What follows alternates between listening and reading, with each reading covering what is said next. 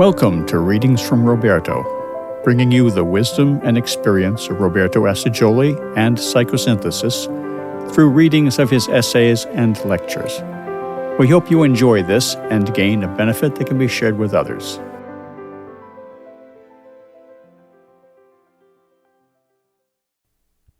The Resolution of Conflicts and Spiritual Conflicts and Crises by Roberto Assagioli. These two essays were published together in 1975 as issue number 34 of Psychosynthesis Research Foundation. Read by Jan Cunningham. Part 1. The Resolution of Conflicts.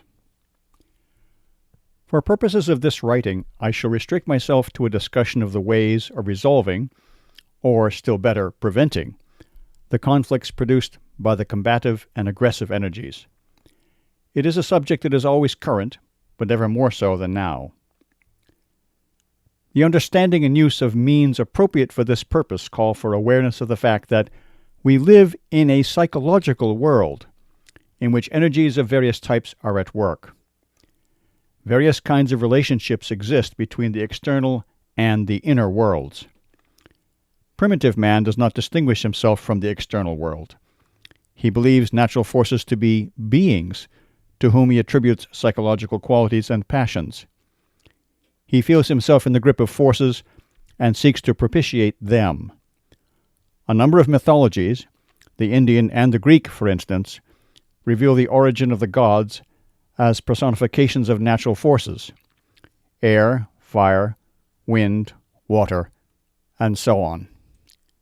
Then followed the development of the mind and self-consciousness, paralleling the differentiation of the self from the external world. It is only in relatively modern times that there developed a really objective study of nature, conducted in a scientific spirit. Concomitantly, the increasing control of nature emerged through the discovery of natural laws and the technical inventions for controlling and utilizing natural forces. Yet another step leading to the other great cognitive and practical achievements can and should be taken.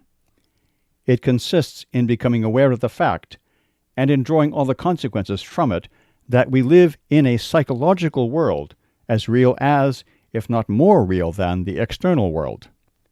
In this psychological world, a variety of energies exist and operate in accordance with laws as precise as those governing external natural forces. Then we must realize that, although we live in this psychological world, we are not at the mercy of its energies, that we can know them, discover the laws which they obey, and employ techniques for making use of them. The I, our real being, the center of self-consciousness, is different from all the psychological forces in which it is immersed. These forces are not I, as is demonstrated by the fact that we can observe and study them, note their dynamics and transformations, and most importantly, influence them with the will. Our ability to modify these forces means that they do not form an integral part of the I, or self. However, we are so accustomed to identify ourselves with those psychological forces that if we are to free ourselves from their control, to use instead of being used by them, we must cultivate a continual vigilance and maintain what has been called the consciousness of the observer, or in modern theatrical terms, the director. Symbolically, the theater, or the stage itself, can be said to be the body, while the actors are the psychological forces that appear therein to be given direction by the director. An effective help in recognizing this fundamental distinction between the I, or self, and the various elements, or contents, of the psychological world is provided by the exercise in disidentification and self-identification, described in my book Psychosynthesis in 1965. As I wrote many years ago in an article called The Psychology of Idea Forces and Psychology, which was published in 1909, suggestive analogies can be presented between the objects and forces of the natural world and those of the psychological world. Passion is similar to a rushing torrent that carries away everything in its course and inundates the surrounding territory. A fantasy of daydreaming can be considered analogous to clouds that pass across the sky, continually changing shape. An idea is a seed, a germ, which, finding suitable soil, can grow into a majestic tree or create a whole current of thought and action, and so on. These analogies between the world of nature and the world of the psychological can be usefully developed by regarding them as something objective and not solely subjective. An entire science of psychodynamics is thus being created, a science, that is, of consciousness, of the laws and techniques for influencing psychological dynamism.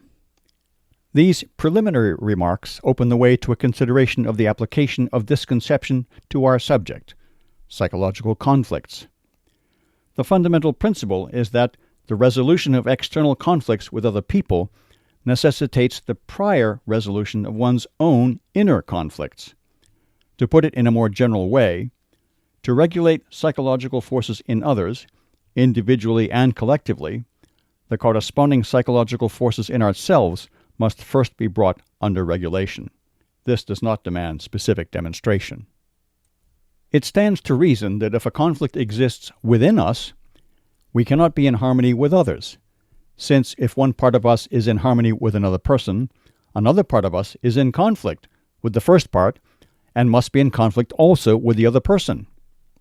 Thus, an internal harmony or integration must first of all be created if the energies are to be regulated and directed in such a way as to resolve conflicts in the psychological world and with the psychological world of other beings in the community with which we are or come into contact. The various means of regulating and then utilizing the aggressive energies may be briefly indicated as follows: elimination of projection, discharge of irritation in muscular activity, transformation of energy into other kinds of expression. A primary rule requires that we do not project onto others our states of mind and our conflicts.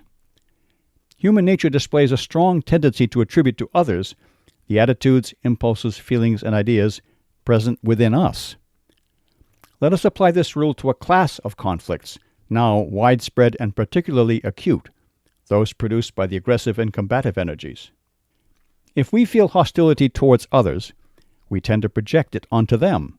That is, we believe it is they who are hostile to us, when in reality they may not be. Such an attitude is as mistaken as the primitive man's belief in a personal hostility of natural forces. This erroneous projection often gives rise to a fear and conviction of being persecuted and threatened, and these in turn create defense and hostility reactions, which can easily arouse other people's hostility. Thus is built up a vicious circle, or in modern terms, a chain reaction. How, then, can we prevent such projections? First of all, it is necessary to recognize them for what they are, to become aware of them. Then, when others display hostility, criticize and blame us, we must understand that often they are not really angry with us personally. They are projecting onto us hostility harbored for other reasons and discharging a load of animosity that cannot for the moment be directed towards its real cause. Therefore, their hostility is not to be taken personally. This situation has been well described by Laura Huxley in the first chapter of her book, You Are Not the Target, which contains a number of psychological rules and techniques for self-control presented in a lively and amusing manner.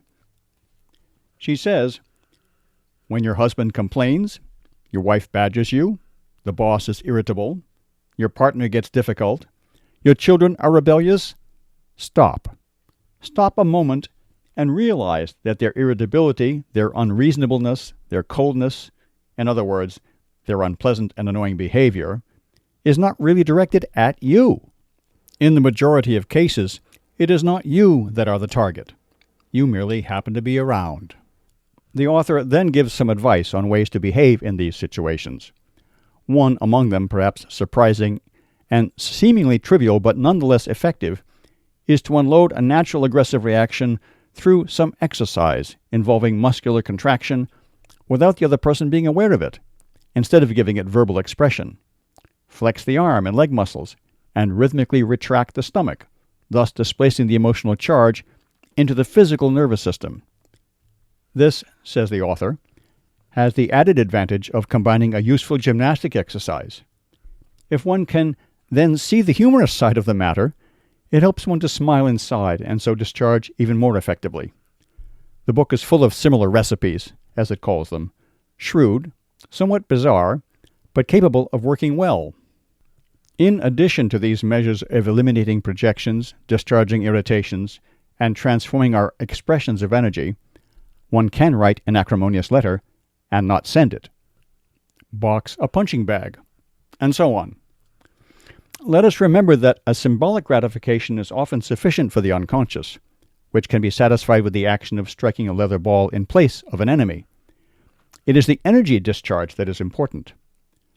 Another method is to distract one's attention by throwing oneself into some activity that engages interest. Another, aid, is to remember the elementary fact that irritation harms oneself most of all. An English writer has said this in the following way: rage is a way of making oneself pay for the faults of others. Enlightened self-interest can induce us not to react aggressively.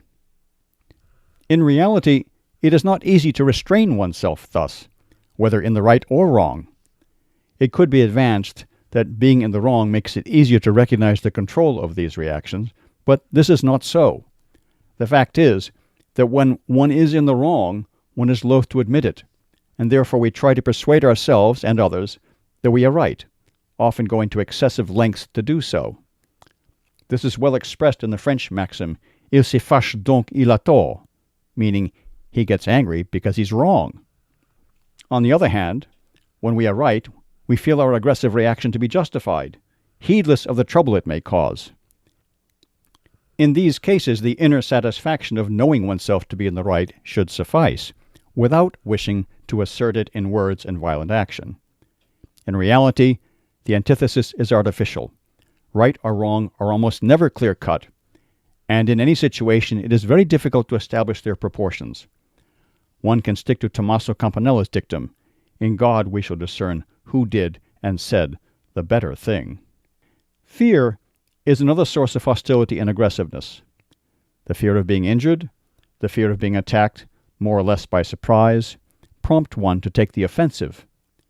Inversely, fear attracts the hostility of others. It has been ascertained that fear produces a substance, perhaps an odor, that irritates animals. The beads of perspiration exuded by a frightened individual have been known to arouse reactions of irritation and aggressiveness in animals. Self-control, with its capacity to regulate combative energies, is of advantage also when one wishes or is forced to fight. This fact is made use of in sport. One of the techniques used by a boxer, for instance, consists in keeping on the defensive during the early rounds in order to encourage his opponent to attack and tire himself. Then, at the right moment, he takes the initiative. A higher and even more effective method is to make liberal concessions, remembering that they are preferable to the damage, the wear and tear, and the dangers of a struggle. It is sometimes sufficient to make pro forma concessions, that is, to the prestige of others.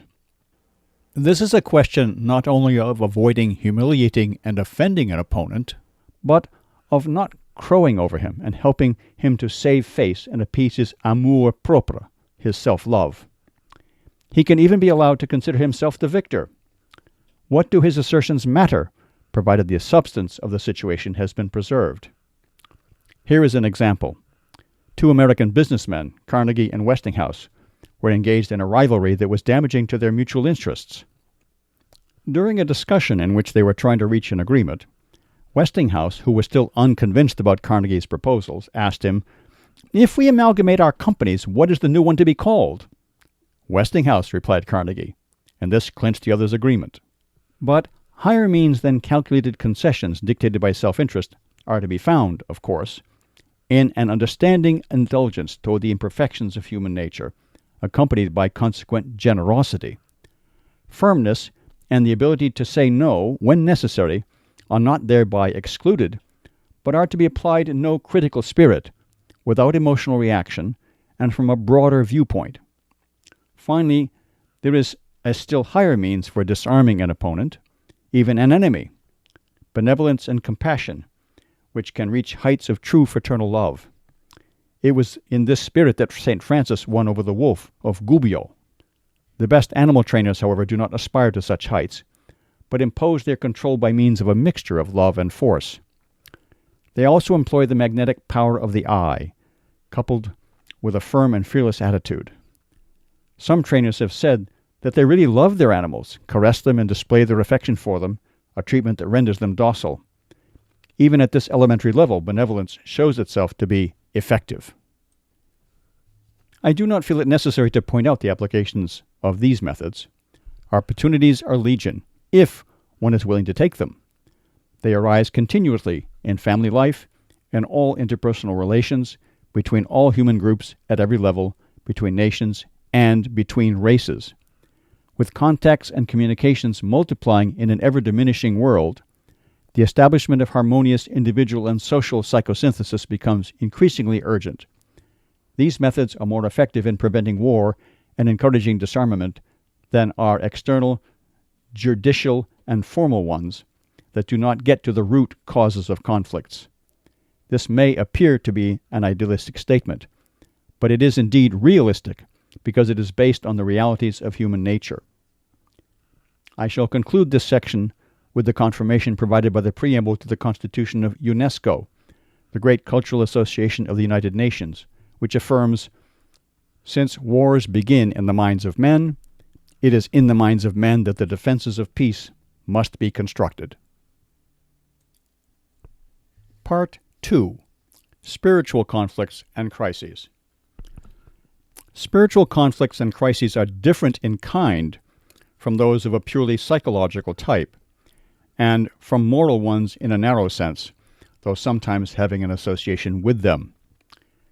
Spiritual crises occur in a different inner dimension, being produced by experiences and conflicts that transcend the level and sphere of ordinary existence. They concern man's relationship with the great life of which he is a part, that is, with the essential reality, however conceived or intuited, which stands behind or above the little personal life. More than 50 years ago, in 1921, I developed this theme in a paper entitled The Awakening of the Soul. I shall repeat here in part what I wrote then, a statement that has since been included in a later paper called Spiritual Development and Nervous Diseases. A clear understanding of the significance of the unusual inner experiences which customarily precede the awakening of the soul necessitates the recognition of some of the psychological characteristics of the so-called normal man.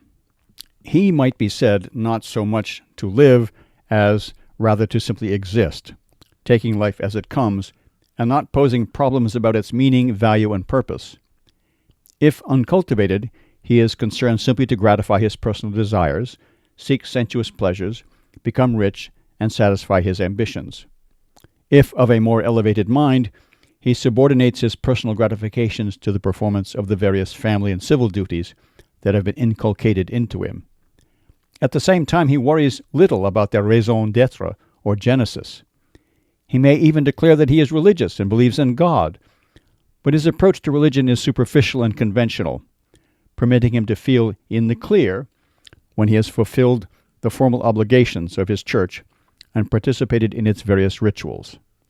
In short, the normal man believes implicitly in the absolute reality of ordinary life and is tenaciously attached to his earthly goods, to which he attributes positive value. Thus, in practice, he considers ordinary life an end in itself. Any belief he may have in a future paradise is entirely theoretical and academic, as witness the fact that his eagerness to arrive there, often affirmed with amusing ingenuousness, hardly equals his determination to postpone doing so until the last possible moment. But among the ranks of the normal man, it can happen, and cases do occur, though their incidence is proportionately rare, that an individual experiences, to his surprise and uneasiness, a sudden change in his inner life, sometimes following a series of disappointments, not infrequently after a severe shock, such as the loss of a beloved person sometimes, and this is of special significance, without apparent cause, and in the midst of circumstances of exceptional well-being and prosperity, as in the case of Leo Tolstoy, for instance. A vague disquiet makes itself felt, accompanied by a sense of dissatisfaction, of lack. But the lack is not of something concrete, rather of something enigmatic, fugitive, indefinable. This emptiness is increased by the addition, little by little, of a feeling of the unreality and of the futility of ordinary life. Personal interests that previously occupied the bulk of his attention start to fade, their importance and value to diminish. New problems present themselves that prompt him to question the direction of life. He wonders about many things which formerly he accepted naturally. The reason for his and other people's sufferings, the justification of the inequalities of fortune, the origin of human existence, and its purpose. This stage provides fertile soil for misapprehensions and errors.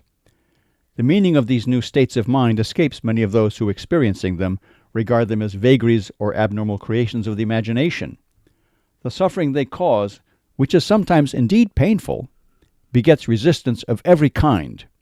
Fear of losing his mind makes the sufferer strive to recover his hold on ordinary life, which threatens to escape him. Sometimes, indeed, his reaction is to throw himself with the ardor of desperation into a search for new occupations, new stimuli, new sensations. By these and other means, individuals who are passing through this disruptive phase do succeed now and then in stifling their uneasiness, but almost never manage to neutralize it completely. It continues to smolder in the depths of their being, undermining the foundations of their normal existence, and may, years later perhaps, burst forth again with added intensity. Then the state of agitation grows increasingly poignant, the inner emptiness more intolerable, until the sufferer feels shattered. The whole of what constitutes his life now seems a dream, while no new light appears to dispel his ignorance or to substantiate his belief in the possibility of receiving a more illumined view of life. It is at this point that ideas and impulses toward suicide are often likely to invade the consciousness of the sufferer. Physical annihilation seems the only logical sequel to the inner collapse and dissolution. It should be noted that the above description is only a presentation of a general outline of this kind of experience and its development. In actual practice, the individual temperaments account for numerous experiential variations. Some cases stop short of the acute stage, bypassing the gradual transition mentioned. Others reach it almost at once. Still others are drawn towards research by philosophical doubts. The moral crisis is the outstanding feature for other persons. Today, 50 years later, crises of this kind have not only increased in number and intensity at the individual level, but also assumed a collective character. They have become symptomatic in a wide range of human groups and are obsessing a large section of the young. It is not difficult to discern the cause. The Second World War, with its enormous toll of suffering, the destruction and convulsion it caused, not only of a material kind, but in all fields of human existence, confronted humanity squarely with life's tragic aspects. The fundamental problems about the meaning of life, the reasons and justification for an individual's personal sufferings and other people's, were thereby inexorably presented in an acute and harassing form, and on a vast scale. The most widespread reactions were, and still are, rebellion, denial, mental suffering, and even despair. Existential attitudes and convictions of a negative kind, there are others with a positive slant, have led to life being labeled absurd, to the denial of every higher transcendent reality, to a position of protest and challenge, which, however, is felt at the same time to be useless and impotent. This has been termed existential frustration and accurately described by Viktor Frankl. Now director of the neurological clinic at the University of Vienna, he underwent an exceptional testing experience in a concentration camp which lasted many months and was accompanied by acute suffering and continual threats of death. These conditions provided the background of a spiritual awakening which transformed his life and now forms the basis of his thinking and psychotherapeutic approach. In his book on the theory and therapy of mental disorders, which I strongly recommend to doctors, he writes, "Besides inferiority feelings, Psychic illness can be induced in man also by the feeling of absurdity, that is, by frustration aroused by his need to give life a meaning. In such cases, in which a person sees failure of his aspiration to give his existence sufficient meaning to make it worth pursuing, we speak of existential frustration. If we seek to get to the bottom of this question and determine the pathogenic basis of these disturbances, we are continually made aware that it resides principally in this fact. What we term the will to meaning, in contrast both to the will to pleasure, that is, the pleasure principle in the psychoanalytic sense, and the will to power, that is, self-assertion in the Adlerian sense, remains ungratified and frustrated. One of the ways in which this crisis manifests itself is the sense of oppression engendered by the immensity of the cosmos and the enormous time cycles revealed by astronomy. This is evident in some people's reaction to the cosmic test. It consists in showing pictures of the universe increasingly enlarged in scale until the Earth is seen to disappear in the immensities of space. Here is how Frankl speaks of this kind of anxiety. I remember a case in which the patient's anxiety turned out to be of an existential character. The infinite, she confessed, oppresses me. It bewilders me. I feel insubstantial to the point of dissolution. Here, let us add an observation of Shaler. The infinite emptiness of space and time is the void man experiences in his heart. Inasmuch as this anxiety is in the last analysis about nothing, the infinite emptiness of space here assumes the place of nothing. But this macrocosmic void appears to be simply the projection of an inner emptiness, an existential emptying, that is, microcosmic emptiness. It resembles the reflection of the insubstantiality of our Dasein, or being. In other people, however, this sense of awareness of the immensity of space and temporal infinity arouses a different, even an opposite reaction. They see the universe as regulated by a vast cosmic intelligence, as Einstein says, since the movement of the stars are so controlled as to be predictable, and order governs everything. Cosmos in Greek means order. This view produces an expansion of consciousness and a sense of participation. These individuals feel themselves to be living particles of this great universe, microscopic but essential elements in the totality of being. As regards the state of existential anxiety, previously mentioned, few know how to bear it, and therefore it is usually fled from, and various ways are adopted to appease it. External activism, from violent sport and reckless car racing at the physical level, to the struggle to contrive the triumph of some ideology, by admiration and imitation of idols, such as cinema stars and heroes of the boxing ring and football field. Others seek self-forgetfulness and satisfaction in immoderate sexuality, or by means of alcohol and drugs. But sooner or later these hypothetical remedies turn out to be ineffective, and the human being is obliged to face up to reality and to try to understand the meaning and value of the obscure and apparently negative aspects of life. When this search for meaning is conducted without mental prejudice, rebellion by the will and personal emotional reactions, one discovers and recognizes the positive values that exist in life, values having a reality not less, indeed more substantial and permanent than the negative ones. They are the great universal and eternal values, truth, beauty, and goodness, with their human manifestations in love, creative and beneficent activity, in joy, and even in suffering itself as a path to increased awareness, deepening, and elevation.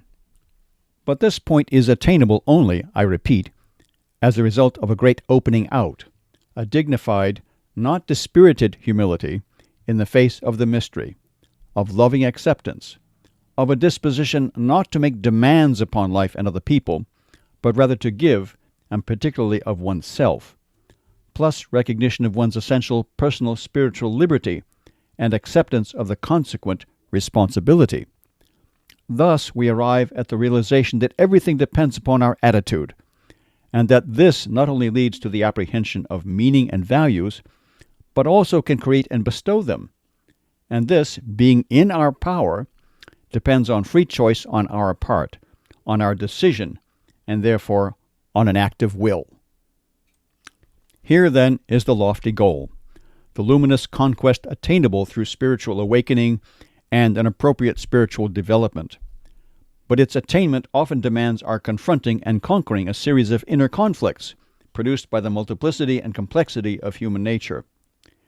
Since these conflicts are discussed in detail in my article, Spiritual Development and Nervous Diseases, since incorporated as a chapter of my book, Psychosynthesis, under the title of Self-Realization and Psychological Disturbances, I shall limit myself here to summarizing their essential points. The awakening itself can be the origin of disturbances and imbalances in those whose mind is not well stabilized, or whose emotions are overcharged or ill-controlled, or again, in those with a too sensitive and delicate nervous system. A similar state can ensue, also, when the flow of spiritual energy overwhelms the recipient by reason of its suddenness and violence. Where the mind is too weak and ill-prepared to endure the spiritual light, or where there is a tendency toward pretentiousness and egocentricity, the happening can be wrongly interpreted. There occurs, so to speak, a confusion of levels, in which the distinction between absolute and relative, between spirit and personality, goes unrecognized.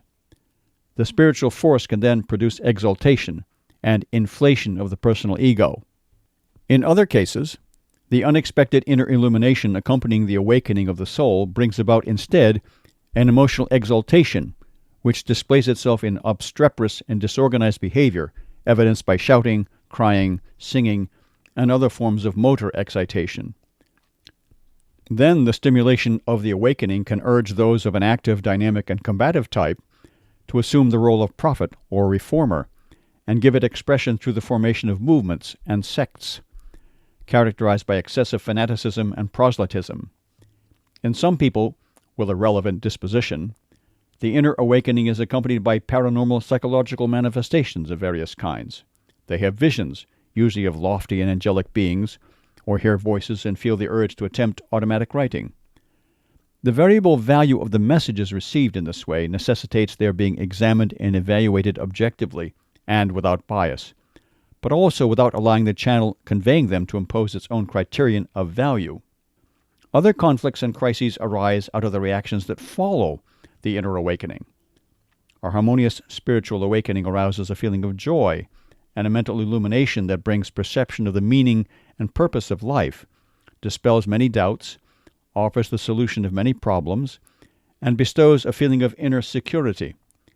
In company with this comes a vivid sense of the unity, beauty, and sacredness of life, and from the awakened soul a wave of love radiates toward all other souls and creatures. But however long this joyous state endures, it is fated to come to an end.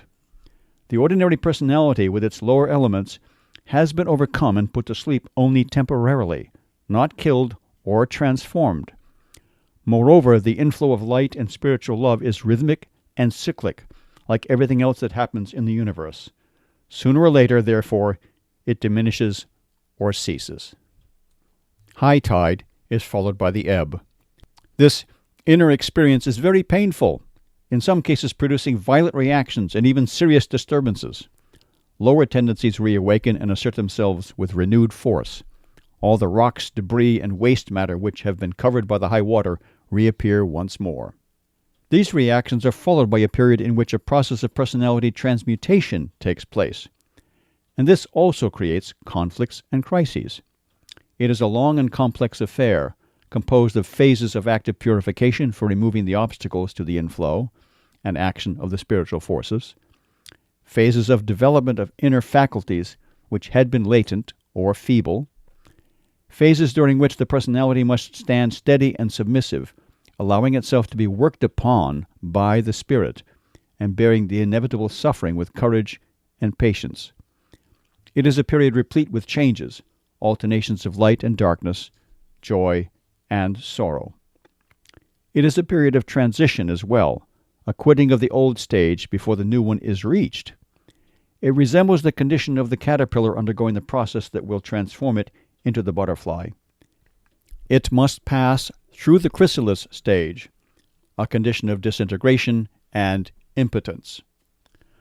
But man is generally denied the privilege afforded to the caterpillar of accomplishing this transformation protected within the folds of the cocoon. He must, especially in these days, stay at his post in life and continue to discharge his family, professional, and social duties as best he can, as if nothing was happening to him. We cannot be surprised if so complex and demanding an operation sometimes causes nervous and psychological disturbances. For instance, nervous exhaustion, insomnia, depression, irritability, and restlessness. Considering the powerful influence of the psychological nature on the physical, it is easy to understand how they, in their turn, produce a variety of physical symptoms. The subject of this article has obliged me to deal principally with the complications, suffering, and conflicts aroused by spiritual development, but I would not wish to give the impression that they are more serious than those which afflict people who have not had an inner awakening. Thus, it is desirable that the following points be given prominence. 1. Many cases of spiritual development proceed more gradually and harmoniously than that described above, with the result that the difficulties are overcome and the different stages navigated without nervous reactions and physical disorders. 2. The sufferings and disturbances experienced by those who tread the spiritual path, however disagreeable they sometimes can be, are in reality only temporary reactions and, so to speak, the effect of an organic process of inner growth and regeneration.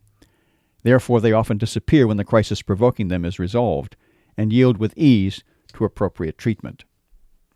3.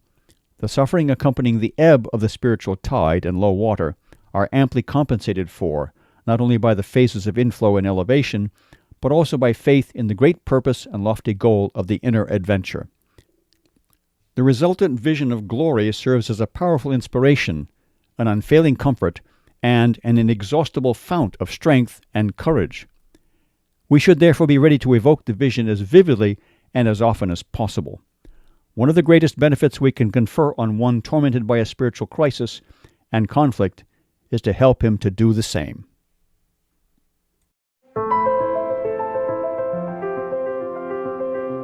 Thank you for listening to Readings from Roberto, and we hope you will tune in to our next reading.